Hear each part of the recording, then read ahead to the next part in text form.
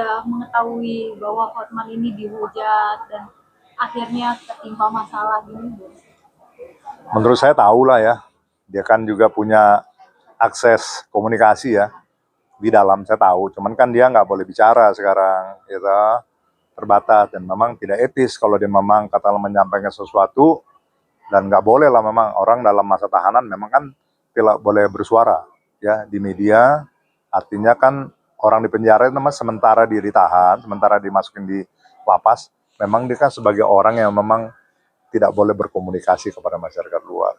Kalau tahunya, yakin tahu. Karena ada istri, ada anaknya yang katakan kalau besok pasti cerita juga gitu ya kan. Tapi belum ada kah isu-isu bahwa istrinya akan melaporkan seorang Hotman? Ya kita coba lihat aja ya kepada apa namanya Rasman, terutama kepada istrinya ya.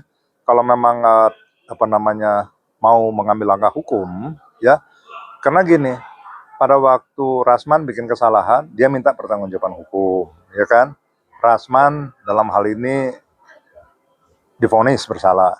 Nah sekarang pada waktu Hotman juga melakukan pelanggaran hukum, ya, melakukan statement, mengajak istri orang dansa, dan itu masuk dalam ranah tindak pidana kekerasan seksual secara verbal dan masuk dalam undang-undang ITE.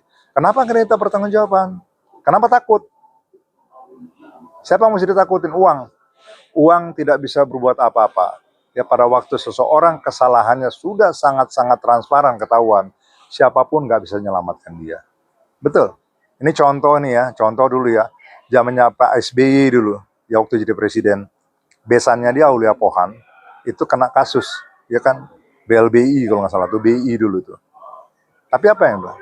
Besan seorang presiden pada saat dia menjabat, bisa kena loh. Artinya siapapun tuh, Hotman Paris jangan merasa bahwa you kebal hukum. Enggak, di mata saya kamu nggak siapa-siapa. Kalau ada yang kasih kuasa sama saya umpamanya, ya, dalam arti memang ada yang dilanggar hak-haknya dia atau dilanggar kepentingan hukumnya dia, saya yakin saya bisa penjarakan kamu. Berarti Abang siap untuk mendampingi ya, Bang? Ya, kalau memang ada yang membutuhkan, saya siap mendampingi. Profesional, saya tanya dalam hati saya, kalau memang hati saya mengatakan bahwa ini orang harus dibantu, saya bantu. Dan kalau saya udah tolong orang, saya kacamata kuda. Saya udah buktikan dalam kasus-kasus dari dulu, saya pernah bermasalah juga dengan berartis yang punya background, punya punya kekuatan di belakang ini segala macam. Saya nggak lihat itu. Saya jalan aja terus kok. Saya jadi kuasa hukum BNN dulu, berhadapan sama almarhum Hotma. Saya jalanin apa adanya kok. Saya dulu klien saya dulu diculik dulu, Agung namanya dulu, ya, sama artis saya nggak sebutkan namanya zaman dulu, berhasil kok saya penjarakan kok. Jadi apa yang mesti saya takutkan gitu ya kan? Enggak lah, saya percaya bahwa pada saat yang orang jatuh dengan alasan-alasan memang apa yang dilakukan memang sudah benar-benar melakukan pelanggaran hukum yang nyata-nyata, ya alasan-alasannya cukup kuat, siapapun nggak bisa lepas dari hukum. Ya kan, apalagi sekarang ada media kok. Kekuatan hukum kita media kok. Bukan hanya uang, media itu sangat efektif untuk bikin pertanggungjawaban kepada Hotman Paris. Makanya media sekarang, ayo, jangan cukup puas. Dia udah bilang media nggak ada otak lu segala macam. Saya himbau kepada Dewan Pers, segera laporkan Hotman Paris. Kalian ya insan pers juga harus bagian dari masyarakat yang memberikan kontrol, memberikan nasihat. Kalau orang baik diam aja, orang jahat terus merajalela.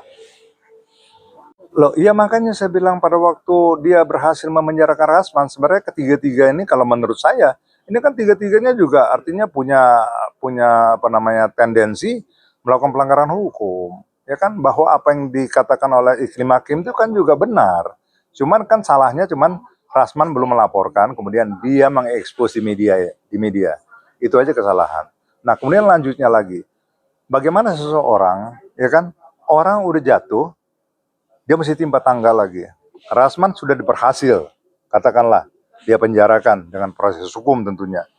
Kenapa dia mesti ngomongin lagi? Isinya Rasman yang manis itu cocok itu kalau saya ajak-ajak dansa-dansa, saya ajak naik Lamborghini, itu penghinaan itu ya, kekerasan seksual tuh secara verbal, ya. Jadi saya mau sampaikan kalau Rasman itu sama istrinya, terutama istrinya lah ya, yang memang tidak ada kaitannya sama kasusnya atau perseruan antara Rasman sama Hotman Paris, ya minta pertanggungjawabannya Hotman Paris. Itu udah pelanggaran, undang-undang ITE juga kena itu, ya. menyampaikan sesuatu yang menggoda isi orang di media, itu ada hukumnya, ada pasalnya, gitu. Abang sebagai orang terdekatnya Rasman juga, berarti dekat juga dengan Bu Ade. Apa abang sudah memberikan edukasi hukum bahwa ini tuh bisa sebenarnya untuk Bisa sebenarnya, cuman kan tergantung si orang yang dirugikan artinya ya kan. Sekarang kita udah sampaikan bahwa itu ada pelanggaran hukum segala macam, tapi kalau memang mereka nggak firm artinya untuk melawan, ya lain ceritanya. Kalau saya dulu nangani waktu masih Tombol almarhum, kemudian dia tidak melakukan mediasi ya untuk menangani kasus internal masalah keluarga, saya lapor kok langsung kok, statement-statement di media ya. Kemudian kelakuan-kelakuan dia kita laporkan langsung kok ke Pradi.